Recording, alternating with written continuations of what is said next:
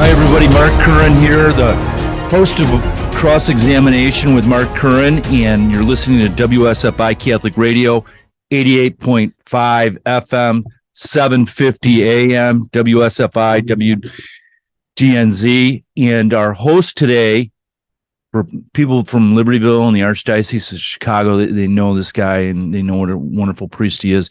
Father Matt Foley. Welcome, Father. Thank you, Mark. It's great to be here. Father, I have heard homilies of yours. I've been to funeral masses, but I've never really gotten to talk to you. I have a lot of friends that know you very well, and so this is really pretty neat. I'm interviewing you. I have heard about you for decades and have never really spent much time talking with you, though. Well, it's a pleasure to be here, and I've heard, of course, about your great reputation here in Lake County, so it's great their paths have crossed. Yes, indeed. So for those of you that don't know, Father Foley is currently assigned to St. Gall, St. Simon, and Gage Park. If you ever get down to Midway, I'm about 2 miles east of Midway and 55th Street in Kedzie. That's great. I think actually my sister-in-law was from that parish. It's right near St. Nicholas of Torrentine's right there too, right? Not too far. The great South Side. Yes, absolutely.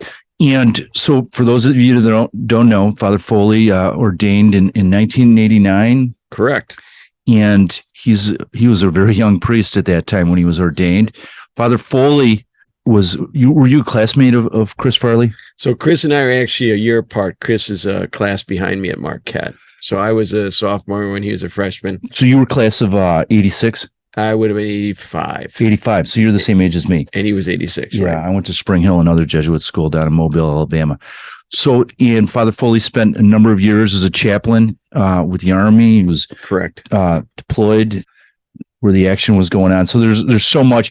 And by the way, for those of you that don't know, the Saturday Night Live character, Matt Foley and his van down by the river, motivational speaker Matt Foley, that was all based upon Father Matt Foley by Chris Farley. And that, Father Foley is getting inducted May 27th into the Sports Faith Hall of Fame. He was a Marquette rugby player.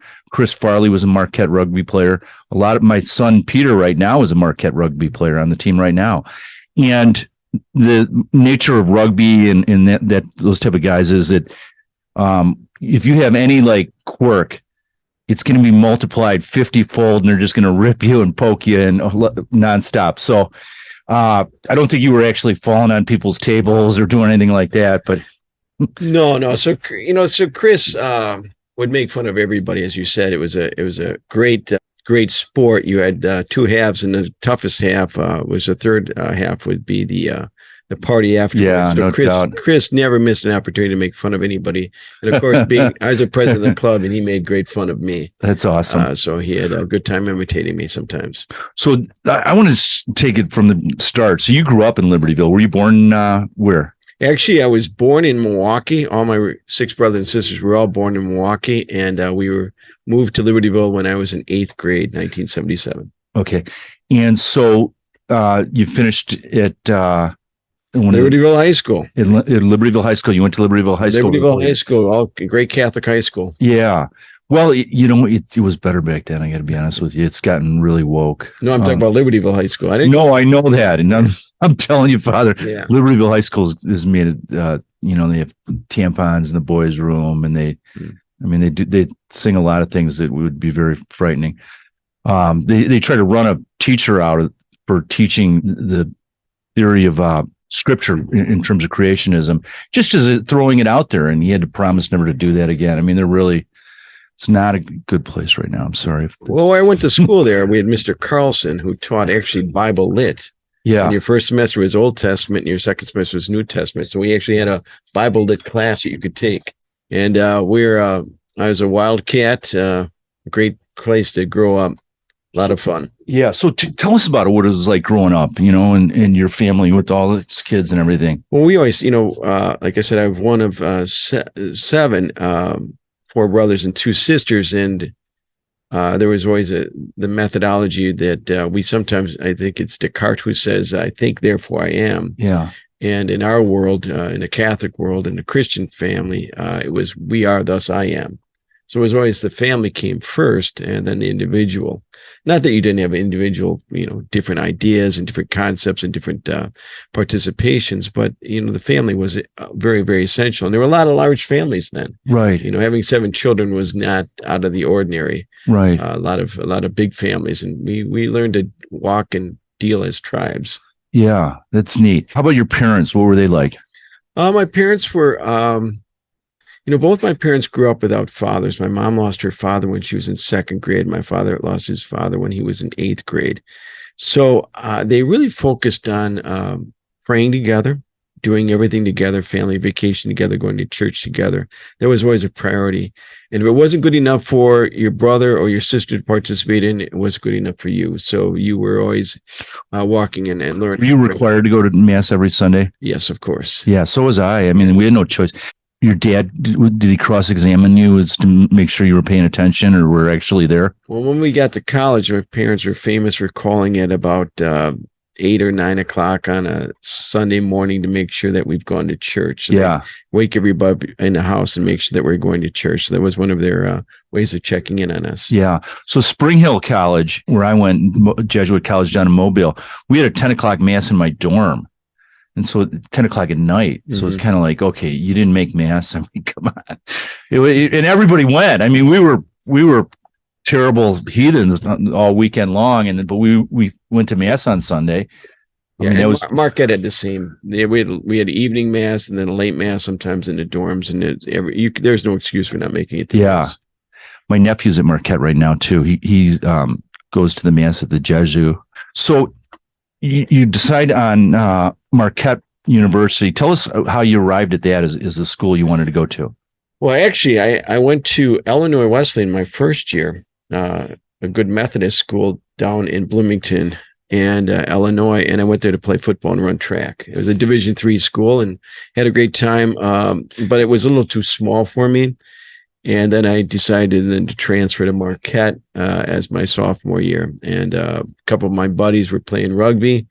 And I said, I can do that. And gave up track, and football was no longer a possibility. So I joined the rugby team, and that's where it all started. Yeah, that's neat. And you played football at Libertyville. Yes, I did. Yeah, that's wonderful. Were you guys any good?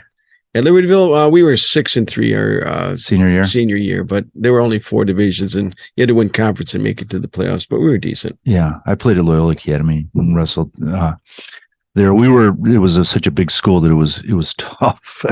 So, Father, you just decided to go to Marquette. Now, was it a lot of people from Libertyville? Was that part of the motivation to go there, or was it because it was Catholic? Well, my brother Mike was there already, and my mom and dad had actually both went to school there when they were in college. So that was a driving force, and I think it was a better fit for me in terms of a little bit larger, and I'd been born in Milwaukee, so I think that was a good choice for me at that time. What'd you think of the Jesuits? Well, at that time, there was the 80s. Being Catholic was being Orthodox, and so it was not not that foreign to us. Right. It's changed a bit now. Yeah, my dad was probably the most conservative Catholic he ever met, and he was a big donor to St. Ignatius, which is where he went. My brother's got 7 kids that have gone there. Mm-hmm. And he, to his death, he probably thought the Jesuits were the best order of them all, and didn't see all the fallout that's happened, in terms of the Jesuits, Father James Martin. I think that it wasn't that clear back then that the Jesuits came in all sizes. Yeah, and it depends when I have some very traditional Jesuits that I'm friends with, and there's some Jesuits that are a little more say, so to speak, a little bit more open or a little bit more liberal, but there's a whole cross section of different individuals and different ways of looking at the church. No, absolutely, Father. I agree with you 100%. So you go to Marquette and you're playing rugby, and you've been playing these sports where it's kind of combat sports, and it takes a certain mindset to go. Rugby is a sport where you get hit sometimes and you deserve it, and sometimes you hit somebody and you deserve it, and they deserve it. And so I think there's a real grace to football and also rugby, where it's a team unit, and it's a physical physical thing. It's a binding and supporting element. Right. I mean, I played rugby too at Spring Hill. What I'd say about those of us that played rugby, though, not everybody likes hitting people. But for those of us that played rugby, we like hitting people. That's And even though you're not necessarily hitting them on the same level as football, where you're using your helmet and, what have you, at least, in the era that we grew up in, you're tackling with your head to the outside, and injury is much less likely. Concussions are much less likely, but it's you're driving somebody into the ground, and that's a thrill. It is. And for people like you and me that are wired that way, and it's kind of something that as we move forward in today's culture, it's kind of frowned upon that men would have testosterone or would enjoy battle and stuff like that. But that's we're hardwired that way, aren't we? But the beauty of those two sports, especially more football than rugby, you can have all people of different sizes and different shapes playing that sport and still be able to play. Right. And still be able to participate. I think that's one of the beauties of those types of units. Rugby and football are interchangeable that way. Yeah. So what was your major at Marquette? I was a philosophy and political science major. Love philosophy. That's great stuff. In political science, you write a lot. So what's going on in your life? What's going on in your faith walk? What's going on, what have you? Well, so I was I had a wonderful girlfriend, and she was actually my girlfriend from high school. She was a homecoming queen. I was a football captain. Never thought I'd end up being a priest. And she was very faithful. When I first got to know her, she would go to daily mass. She went to Louisville High School. But she went to daily mass all during Lent. Wow. She'd walk there and then walk back. I thought that was pretty impressive. Much more Catholic than I ever was. But then I realized that in the midst of that wonderful relationship and great mentoring, I realized that my sophomore year, that God was calling me to look at the priesthood. Sophomore year of college. Much to my chagrin, yes. Wow. Okay. So yeah, that's wild. And you were hanging around with, just to name Chris Farley and another Chris friend of ours that we were just talking with. And we were talking with, I went to Loyola Academy, class of 81. So I know a lot of people that, Joe Carini and Tim Haggerty and Tom Faust. And I could keep listening on and on and on. So a lot of the people that you would have known as well. And Marquette at that point in time, first of all, Catholics consume more alcohol than any other religion by far. It's not even close. And what Marquette at that time was like Spring Hill. It was clearly known as a party school. It wasn't hard to find a beer. Their beer was everywhere. Yeah, the drinking age was 18. So yeah, it was definitely a place where you partook in a lot of alcohol. Yeah. So despite in a place where it's just party crazy environment, you're still discerning potentially religious. Correct. I mean, it was the great thing. We had a good house. We would go to church on a regular basis. Go every Sunday. My brother actually was a lector at mass, and I had a great guy, Walt, one of my roommates. He was from the South. He's from North Carolina, and he was very vehement about us always going to church and being participatory. So it was a great example for me. Yeah. So, was there a priest at Marquette that particularly you saw that? Actually, no specific priest. I have a uncle who's a priest. Yeah, I'm one of 7 priests in my family. Yeah, so I'm a 3rd generation priest. So I always had good examples. He had served in Vietnam. My uncle Jerome, he just passed at the age of 88, and so he was a great example for me. Yeah. So I didn't have anybody particularly at Marquette. What Marquette lent itself to, there's a really good prayerful situation and good role models, some good, really wonderful students. So I found that being. I forgot the priest, the guy that's essentially Marquette's equivalent of Sister Jean in Loyola. He's still there on the sidelines of the basketball games. It doesn't ring a bell. Yeah, no, sir. Okay, so just you're continuing to discern the Jesu, which I mentioned earlier, is a beautiful church on the grounds. There's also the St. Joan of Arc chapel, which was beautiful. Yeah, tell us a little bit about that. Well, so they have the St. Joan of Arc chapel that the Jesuits brought over to from France, brick by brick, and established it in the middle of the quad, the section. Milwaukee's a city parish, a city college. So this beautiful chapel. That's one of the places where you'd find Chris Farley. And so what a lot of things people don't understand about Chris Farley is that he was pretty much a daily communicant, even in college. Wow. So there would be a midday mass, and it was a small, very confined chapel. And you would find Chris sometimes not the best dressed guy in the congregation, but he would be there at daily mass. Yeah, I think, and just from knowing him from the people that knew him, again, Gene Graham, another one that was a classmate, and all those guys that were classmates with you, that, yeah, he was a guy whose heart was basically right. He practiced the faith and worked at it very hard, and he knew God's grace. He had his sins and his blemishes, but he definitely knew God's mercy and forgiveness. Yeah, absolutely. I'll tell you a quick story. I'd much rather, your stories are way better, but I was watching a special on Chris Farley's life on A&E, I think it was, and they were interviewing the priest out at St. Monica in Santa Monica. And he had all these stories about Chris Farley always being there and picking his brain on different things. I went to vacation there, like a couple of years later, and went to St. Monica for church because I had seen that priest and he was giving the homily. It's kind of small, the small world of, yeah. So Chris, boy, I think that his story I'd like to delve a little bit deeper into it, only because he's every man. I mean, whether your struggle is, sexual temptation or narcotics, or, just the fact that you have a real hard time loving yourself, or whatever it is, there is Chris Farley in every single one of us. And unfortunately, there's not the good side of Chris Farley in every single one of us. Mm-hmm. So could you talk a little bit about that, just as a Catholic, how tough life can be?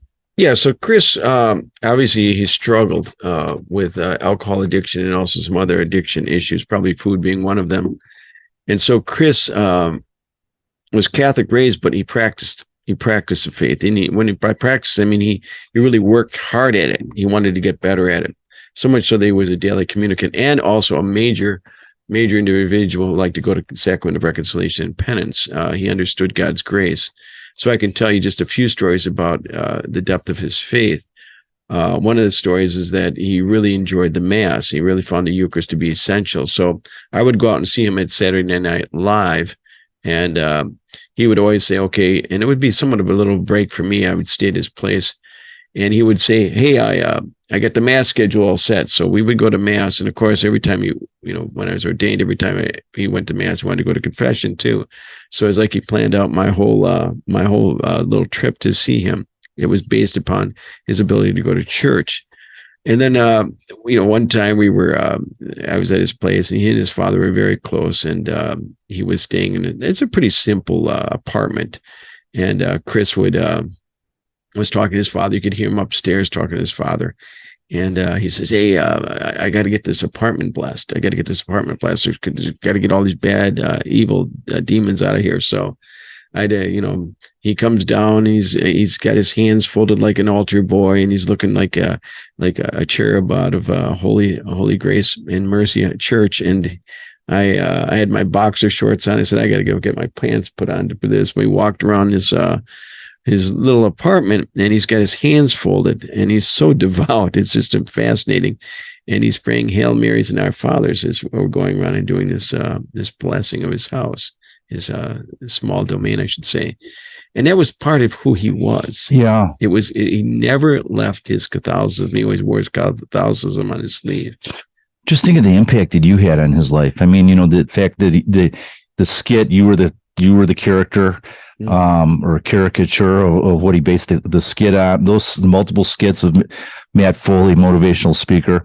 And the fact that, here he is, he's a big shot in Hollywood or in New York on Saturday Night Live, and he wants Father Foley to come stay with him. He's not, that's a lot of times they make it big, and the posse is a bunch of, hangers on, they're users and what have you. He was smart enough to know, there's a guy that actually cares about me before I ever made it and still cares about me and what have you. And when he died, I did his funeral up in Madison. When he died in 1997, I should say. When he died, there were like 6 or 7 priests on the altar, and they were not hanger-oners. Yeah, these were people that he knew personally and knew him personally. Yes, and he wasn't about collecting priests, but he was always delving into understanding what's the essential of the Eucharist. He would walk into like an office like this, and he'd be able to name all the saints. he was like an old school Catholic. Yeah. He would say, okay, I know that's divine mercy. I know that's the Sacred Heart of Jesus. He would just be going on and on and on about all this. Our Lady of Guadalupe. He'd know all those saints. He understood who they were and what they meant to him. Wow. So you're listening to WSFI Catholic Radio 88.5 FM and WDNZ 750 AM. And our guest is Father Matt Foley.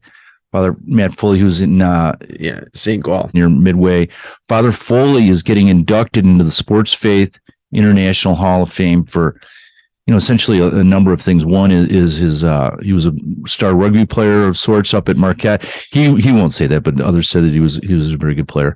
But even more importantly, he's been such a cause celeb it hasn't gone to his head. This is this one heck of a priest, and people just love him, and there's a lot of reason to love him. And if you ever get a chance to get down to St. Gall, you got to tell me what St. Gall did, because he's not on my radar. And I was a South Sider for a while. You've loved to hear his homilies.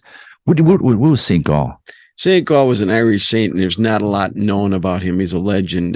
He had an affection for the wilderness and conviction. He was a monk. Yeah. So, pretty simple lifestyle. So you said that your parents, were they both Irish? No. My dad would be Irish and my mom would be German and Polish. Yeah, it's a good mix. You're at Marquette and you had a pretty girlfriend that was solid Catholic. Better Catholic than I was, yes. Yeah, and at the same time, you're trying to decide priesthood or what do I need to do?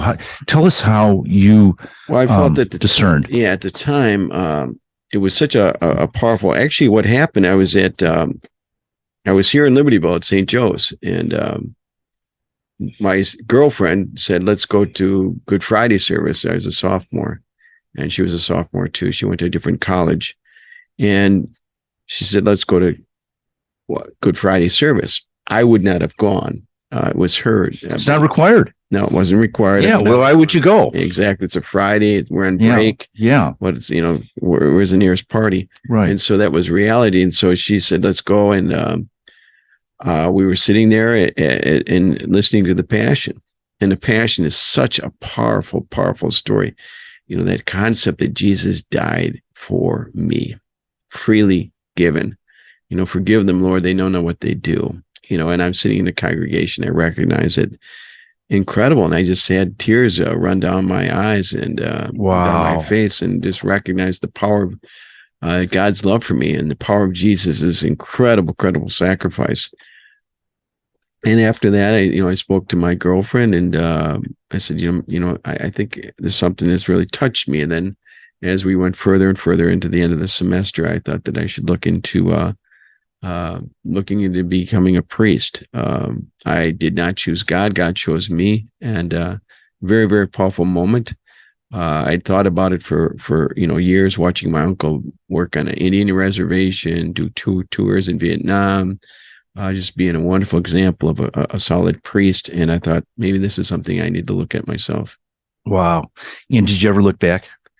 Oh, I always look back. Yes. Yeah. I mean, I look back when I see my sisters and brothers hold their grandchildren. Yeah. I look back. I look back and I say, wow, maybe I would like to have been able to do that. So you go into the seminary. What was the seminary like back in those days? Well, the college seminary was a little bit different because which one were you at? You were at Mundelein? I was at, but I went to the college seminary, which was attached to Loyola at the time. Yeah. And it was a little bit different because they had the high school Quigley's at that time. And the Quigley's were probably a place where they just started looking at mass numbers. So if you have 200 guys that go to a high school seminary, if you can get 50 or 60 of them go to the college seminary, then you can get maybe 20 to 30 of them get ordained priests. That was kind of the model. Yeah, right, exactly. But then it just started to drop down to 1 or 2. It stopped down completely, because when you went to Mundelein, see, when I left Marquette, I left to become a priest. Yes. That's why I left. Yes. A lot of guys were still thinking about becoming priests. Right. It's a whole different leap of faith. Had you graduated from Marquette? No, I left in my junior year. I went to the college seminary. Yeah. So I'd still go up there and still play rugby with the guys. We had a traveling team, and I still kept in touch, obviously, with them quite a bit. So you still stop in on games for the rugby team of Marquette even to this day. Well, I know the head coach, Connie, so he was my coach, and I went and played in our alumni team, the 50-year anniversary. So last time I played was about, I guess, 4 years ago. Wow, that's awesome. What did it feel like getting hit at our age? Well, I was playing, it was fun. I'm very slow now compared to what I was in college, but I played when I was in the Army too. Wow. So I was used to playing. So I last time I played consistently was in 2013. Okay. And so the seminary, you hear stories about it. There wasn't all that orthodox back in those days. It's gotten much better. Yeah, I agree. Yeah, it's gotten much more orthodox. It was much greater idea of understanding of what celibacy meant. Also about the gift of the devotions and the Eucharist, obviously being held up in benediction, holy hours. All that is much better. Yeah, absolutely. I can tell from the seminarians that I would have when I was sheriff, they would do part of their internship, if you will, in the jail. And they were rock solid. I mean, they were just awesome. The problem is that the numbers aren't very good. No, we were struggling with numbers. No doubt about that. And this was mostly during the papacy of John Paul II, they thought he was a rock star. Right. Or no, it wasn't. Benedict would have been most. Yeah, sorry. You graduate from the seminary. Tell us, what it was like early priesthood, and then we're particularly interested in your chaplaincy with the United States Army. So I was ordained in '89. I went to the west side of Chicago, North Lawndale. And North Lawndale was a completely African American community. Douglas Boulevard in Kedzie, right by Collins High School, right by Douglas Park. It was great places to cut my teeth. I really learned how to pray. The Holy Spirit was obviously a very important part. And really learned how to, we had a school there. I would teach in the school. We didn't have the sacramental load that I was used to in the suburban world. But it was either you put people in the pew or you closed. Yeah. And it was very evangelization. So we put together a gang alternative program. Yeah. We had the Black Gangster Disciples, Conservative Vice Lords, some of the gangs that were present there. That was a heyday. Yeah, that was present. Jeff Fort. That's when they were biggest. Yeah, but he was in the South. I was in the West. But it was very prominent. So we did a gang alternative program, and we got a children's choir started, and we really were growing and having a great time. And I had a great example, Mike Ivers, who's deceased now, but he was really big about getting people to go out door-to-door evangelization, bringing people into Christ. It was powerful. Was he related to the Father Ivers that we had up at St. Joe's? No. Okay. We're listening to WSFI FM Catholic Radio, 88.5 FM, 750 AM, WDNZ. And May 27th is the Sports Faith International Banquet. And the fellow that we're talking to right now, Father Matt Foley, is going to be inducted along with a number of other great people. So it's going to be a wonderful evening. We're really, really looking forward to it. Yeah. So before I got to the military, which was 2008, I did 6 years in Mexico, pastoring our mission in Mexico. That was 240 square miles and 26 villages. So can you tell us a little bit about what that was like? That was great. That was, 26 of our villages, and half of them didn't have roads, electricity, running water, anything like that. So it was very, very. Did they travel by? What did they travel by? Horse? Horse and foot. Yeah, but mostly mule. But mostly foot. And that was a different world. Very, very devotional. Right. Very indigenous farmers. Very simple lifestyle. And I've been told that over there that half the church doesn't actually go up for communion because they feel like they're not worthy at that moment in time. Whereas here, people they just assume that, they can go no matter what sins are hanging over. Well, even where I am now at St. Simon in Gage Park, which is predominantly Latino community, it is about at least half don't go to communion because they're not worthy. We think that we're right. God's gift to the world. Humility is a great gift, isn't it? It is. And so it was a wonderful experience. I spent 6 years there. Then I came back to the west side of Chicago and spent 8 years again on the west side of Chicago. Then when I came back, the Cardinal asked me to take this parish called St. Agnes of Bohemia, which you're having a hard time finding someone to go to because it's a very large, vibrant parish. It was 9 masses on a Sunday. Nobody wants to sign up for that. And so I stay over there for 8 years. I said to the Cardinal, can I go back into mission after 6 years? And he said, yes. And then he changed his mind. So then we kind of went into negotiations. We had 2 wars going on. We had, war in Iraq, war in Afghanistan. We were not getting enough soldiers, obviously enough chaplains. My brother was in the Army, and my uncle had served. So I said, let me go to the Army instead. So instead of going to mission, I was going to go to Mexico. I was going to actually go to Mozambique and Lake Malawi and learn Portuguese. And I didn't do that, and I got in the Army in 2008. Can you tell us about this service? Yeah, that was wonderful service. It was probably the one place, the most comfortable I've ever been with understanding celibacy. I loved What percentage of them would you say were Catholic? Well, on paper, almost a third would be Catholic, 25 to 30% of America. Yeah. Yeah. So on paper, but, practicing, it's always a different reality. The Army draws heavily from Blacks and Latinos. So your Latinos are going to be primarily Catholic. Yeah, it's about the same. The Marines do a little bit better with Latinos, but it's about a cross-representative of the general public of what you run into. Right. And so it was great ministry because I was blessed. Typical Army, I was 45. Which is pretty old to get in the Army. I had to get a waiver to get into the Army. And then they said, where do you want to go? I said, I'd like to go to the 82nd Airborne. That's where I would like to be light infantry. And they said, well, you're too old to be jumping out of planes. And I said, okay, I didn't even put it down. But then when I went to schoolhouse, when I went to chaplain school and Army school, how to be an Army man and chaplain, they recognized I was in decent shape. They said, would you like to go to 82nd Airborne? I said, sure. And then so I ended up in the 82nd Airborne at Fort Bragg, North Carolina, and we ended up on our first deployment. It was 14 months. It's right when we were starting to push out. Afghanistan was trying to trade back territory, so it was probably one of the more 2009 and 10 was a pretty violent time. Spent a lot of time. Always went to the hospital because we were always getting obviously calls. Mortuary affairs, unfortunately, every Catholic that was leaving the country I'd have to go and bless their body. Then I did a lot of what we call, going outside the wire and going out to all these different fobs and cops and celebrating mass to bring Jesus to them. And it's a privilege. Were you seeing people die right before you? I saw people pass. Yeah. And what were your thoughts on that war? Specifically, we're talking first about Afghanistan right here, right? Okay, Afghanistan. Yeah, I never went to Iraq. I went to Afghanistan 4 times. I always felt that it's a couple different things. One was we're keeping the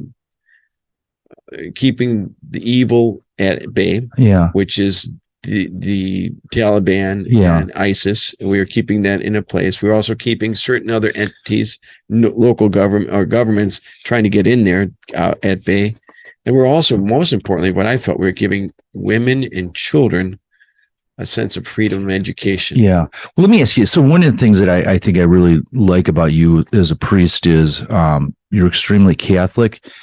And I think that, a lot of times Catholics find solace in thinking that the Republican Party is Catholic and some other people think Democrat Party is Catholic, and really neither party is Catholic. And ultimately, I don't know how people can be leaders in one of the two parties because there's so many issues that both parties have that are diametrically opposed to what we believe as a people. So the war in Afghanistan, I want you to talk a little bit about the concept of just war and why you think that war met that concept of just war. So St. Augustine, just war, we were attacked, so we had the ability to defend ourselves. Iraq would be a different situation. But nobody ever said... Because Pope John Paul II clearly said that Iraq was not a just war. Yes, I believe so. And so my thing was Afghanistan, I felt, was a just war because they had attacked us, and there was nothing. We have the right to defend ourselves. So, and you're saying because by virtue of the 9/11 attackers were really more linked to Afghanistan than Iraq, and therefore that would make it just. So one of the concepts of just war, or one of the prongs of just war, is the viability of what you're doing. And my in-laws, and I have lots of Islamic friends, and I think that some of them are just wonderful people. So I'm not going to blanket brush Muslims by any stretch. But there is, I think, one of the problems with the Islamic faith, in addition to it not being a Catholic faith, which is the only true faith, is that there's no central authority. And so you have, percentages within this faith that just believe crazy stuff. And my wife's, her father grew up in Baghdad. He went to Jesuit University of Baghdad. That was a Christian nation. All those were Christian nations. And ultimately, Christianity has, to the extent that they still exist over there, they exist underground because that's the only way they can exist. And, this has repeated itself. And we know what happens in these regions. So for us to go in there, when the Quran says that any government is an infidel government, there's to be no government but Allah, to go in there and think that we're going to prop something up in that world, I don't see the viability. And for that reason, I would argue that it was not just war either. I don't know what your thoughts. Well, like I said, there's some real benefits to being there. My thought was that we were allowing individuals to have some freedom to at least reach education, if not, and maybe possibly faith. That is not possible now. Right. And we're still in, places like the Philippines. We're still in Korea, South Korea. We're still in a lot of places, and we're still in Germany, obviously. Yeah. So there really wasn't a good choice. Either we ignore it and it's just going to ratchet up even harder, and we're going to be abandoning people that are desperate, or, we're going to lose troops in something that may not see any real positive. Yeah. Once you leave a place, it's very difficult to get back in there. And I thought that we were at least holding a place that was not going to be a place that could possibly assault us. And like I said, that the bigger plus would be the ability that women and children might have some freedom that is not taking place today. Right. So you were, essentially, as being part of the military, yours is not to ask. Oh, right. You're there, and get on board, buddy. Isn't that kind of, so you don't really have that luxury that maybe a diocesan priest in Chicago or something to be talking bad about the war and what have you, because if they're going to have military chaplains, they're part of the military. Correct. When I would, sometimes people would come over, reporters would come over. There's a story that would be run, and that would be, you had to have, everything was always filtered, and everything was always looked at, and everything was checked on to make sure that we reflected the way the Army wanted it to reflect. Yeah. Did you suffer any PTSD? I think everybody suffers from some form of things, but obviously I did 4 deployments. Obviously I was, in some midst of combat. I was in the midst of some difficulties. So I think the listeners would be really interested in what was going on in your mind. Kind of like, because you're in a place where, kind of like Mother Teresa, there's very few people that write in our language that we can understand about it. She's over there and she's questioning whether there's a God, and how could a God allow this? And she's, she hits incredibly low moments, and yet she's a saint and well deserved to be a saint. So let me couch it in this. So I spent 6 years in Mexico. Mm-hmm. I've spent 8 years in the West, 13 years in the West side of Chicago. So I've obviously seen my share of violence. Even in a place like Arlington Heights, there's been levels of violence. It's a little bit different in war, and the fact that when somebody's trying to kill you or blow you up, that's a very, very difficult thing to go through. What usually happens is that, if I was in an accident or saw people killed by the cartels in Mexico or gangbangers dying, I buried 28 people at St. Agnes, Latin Kings, in my 8 years there. I would see that. I would go to the hospital. I'd see what would happen in the midst of that. But I was able to process that. You're able to tell the story. Maybe you're able to preach about it. What happens in a place like Afghanistan, not all the time, but you'll have a series of violent, what would be called troops in contact ticks, or incoming mortars or things like that. And you'll have injuries, and you may have some death, or you're just being shot at. You're moving on to the next thing, the next day, the next hour, whatever the case be, and you don't have that opportunity to process. So one of the things I think was very helpful when I came back, I didn't process a lot of my my combat stories, because you Right. can't tell those to anybody. Right. I can tell them to my brother Right. because he's an Army vet. He knows Yeah. those things, but you don't have a chance to process that. Then you come home and you got this rucksack full of just traumatic events. What was the sniper movie? Yeah, where you just shut down. You shut down, and he portrays it well. Like, so loud noises, beeping horns, distractions, not paying attention, watching TV, not being paid. I think they portrayed that pretty well in that. He was obviously in a much higher combat, and he's engaging.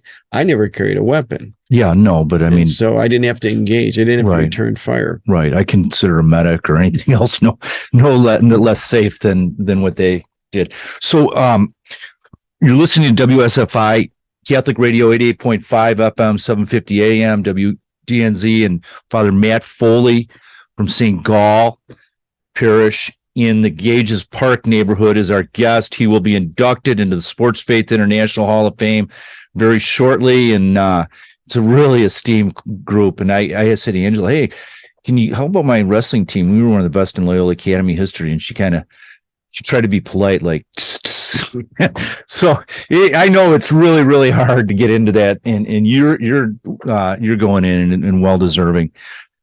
We have very little time, but I had so many things I'd love to keep talking to you about. So, I was a big leader on immigration reform. I recognize the fact that we got to be at the table. We can't deport all these people. And the problem is that, scripture is clear in the sense that, as a stranger and you welcomed me, but you balance that all out with the fact that the U.S. has a right to sovereignty.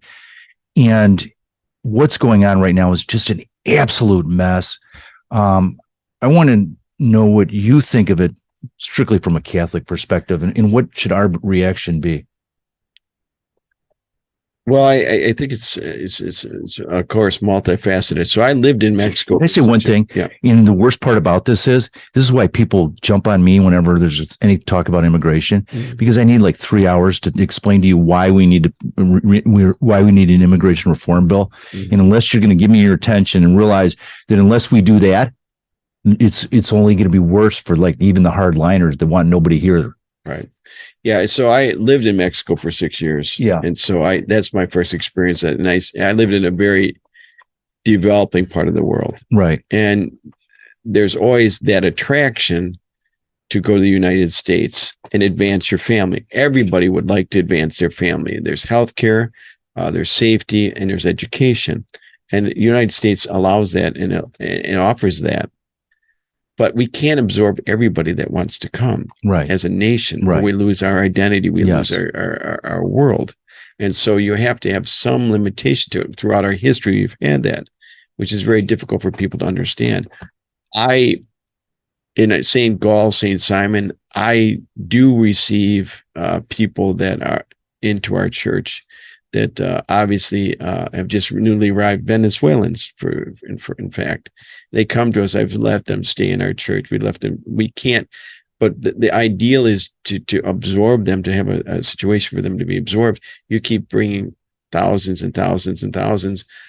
Where do they all go? Where do they all work? It's just a very, very difficult thing. I always am fascinated because I was in suburban world. I come from the suburban world. I come from Libertyville. I lived in a 5-bedroom house. You're a long ways from those days. Yeah. And so I understand, but I very much enjoyed those things. Hate has no home here. Yeah. Nobody is illegal. Love is love. All these signs on these front lawns. Well, as a pastor on the south side, a guy who's been on the west side twice, it's easy to put those signs up in your line, but I want to be able to say, hey, I got a family here that's come across the border with nothing. Yeah. Can I drop them off at your front yard? Exactly. Because nobody's illegal. Right. But you put up the sign. Black Lives Matter signs all through Highland Park. Why aren't there any black people living in your town? Well, I don't know what the case is there. I can't comment on that. But my reality is that, it's easy to put up a sign. It's much more difficult to receive a family and have that family stay and have them and family develop in your home. Right. No, absolutely. I think that one of the problems with the immigration concept as well is that we're living in a soundbite world where these issues like that are much more complicated. And by saying that, no citizenship or no pathway or no to a permanent status for all these people, we just need to seal the border. Well, you don't realize that we are a divided country, and the people that that you want to do something in terms of permanency status, they want the border sealed, and then vice versa. And unless you do it that way, nothing ever happens, and then we're so much the worse for it. Crime in Chicago. So you, by virtue of all the stops you've made, the South Side, the West Side, the parishes that you've traveled through, what is going on? What should Catholics be doing? Well, I think just there's got to be consequences to your actions, just like my mom and dad taught us. You break the rules, you're grounded. You've done something wrong, you're going to cut the law and you're going to be punished. Those are the realities. There's consequences to our decisions. Right now, it's different. I can say, like, in Little Village in North Lawndale, we're much more rugged than it is in Gage Park. Gage Park is more middle income and very established. It's very Hispanic now. Once was very white. Yeah, it's very middle income. Yeah, right. And so the reality for me is that even at the Walgreens, which is right across the street from me, and the Starbucks, which is right across the street from me, it's pretty robust economy. Yeah. But the Walgreens, people will walk in there, and just pick something up and walk out with it. And nobody stops them, and there's no crime. There's no crime stop. And it's so different. It's the same with the driving around. The driving is different. People going through stop signs, stoplights, not respectful. And there's a sense of lawlessness that I have not experienced. Yeah. I mean, it looks like we're no longer the United States of America. We're moving increasingly towards you name it, a banana republic or some type of a lawless society that no longer resembles what it had for the first 200 some odd years. Well, I think what will happen is that people will realize that, and laws will be followed, and rules will be brought forth, and people will realize that we want to live not like where people shoplift because they feel they can get away with it, or you drive with any way you want on the south side or the west side of Chicago. That there'd be repercussions, but hopefully that will turn around. Yeah. So you follow politics to some extent, and I'm just curious with regards to what are we missing as Catholics that we're not impacting that process? Well, let's just the way a Catholic should. Let's talk about life, like the right to life. I'm surprised by how quiet it is after Roe v. Wade, right? Especially by some of our elected officials. I remember reading Audacity of Hope when President Obama was running for president the first time. And it was a good book. It was just a memoir, Audacity of Hope. And I keep saying, the audacity of hope. Why are we apologizing for having hope to say that this child who's been conceived has this wonderful opportunity to be adopted? Or this child can be the audacity of hope to be an engineer one day. It may not have been born into the right circumstances, but still the audacity of hope to bring forth great life and great promise. And I think we've become very quiet in terms of our right to life. We should tell the stories of, look at these adopted children that are flourishing. Because we all have friends that have adopted children or tried to adopt children. We have incredible stories of people that have come to this nation that have done wonderful things. That audacity of hope needs to be portrayed and told about instead of apologizing. So are you hopeful with regards to the future of the Catholic Church in the United States of America, specifically even in this area? I'm always hopeful. So, but there's all these negatives right out there. You you look at it, attendance declining, shutting down parishes and churches all over the place, just an increasingly secular society. Yes, but that's, Jesus, Alpha and Omega, beginning and the end. It's you have to keep the hope always present. And I like to throw that back to people to say, well, what are you providing? What are you bringing to the story? What is the light at the end of the tunnel? Because that's what we seek. That's what we are. Jesus, I trust in you, right? Amen. Absolutely. So it's tragic. I pray to St. John Vianney if any of my boys had discernment for the religious. Who knows? But I think that we should all. Were your parents ecstatic when you became a priest? My parents were very supportive of whatever career any of us chose. Yeah. Because I have a long line of priests in my family. Yeah. They're not overwhelmed, or they don't bow down in Right. They don't set out the fine china when I come home. Yeah. They say, here's the dishes, you can help. There you go. That's rare. There you go. So, Father Matt Foley, once again, going into the Sports Faith Hall of Fame, WSFI Catholic Radio, 88.5 FM, WNDZ, AM 750. Mark Curran, the show is Cross Examination. I'm your host. And Father Foley, let me just leave you with this. I'm going to make it a selfish one. So I have a senior nephew that's a rugby player at Marquette. His name is Inigo Curran. Mm-hmm. And my freshman rugby player at Marquette, Peter Curran. Oh, by the way, I want to ask you also, are you familiar with the James Foley story? Of course. Yeah. Okay. So I get one. I should probably ask you that question first. So real quickly, James Foley was a Marquette graduate that was beheaded. First time ever somebody was beheaded on television. And they sent it over, and the video went viral. And if you haven't seen it, you're probably one of the few people. James Foley, what a wonderful, wonderful story. Do you think that there's a case there for sainthood? I'm not sure of all the details, but God sorts it all out in the end anyway. Yeah. I've talked to so many Marquette people there now that don't know the story, but we'll just encourage the listeners to look that one up. But let me ask you this. What advice do you give to those golden eagles out there right now that are young men and they're going to soon be out in the world? Well, first of all, put Jesus first, put others second, and put yourself third. That's the end all and be all. How do we not forget that? We forget it all the time. It's all about Jesus. And it's basically the wiring that you had, the upbringing and the roots that were planted by your parents. Yeah. Thank you, Father Foley. You are the best. This has been a great time talking with you. I'm looking forward to seeing you on May 27th at the Marriott Lincolnshire. And I know you got to get to somewhere in Arlington Heights or something like that. Yeah. Take care. God bless.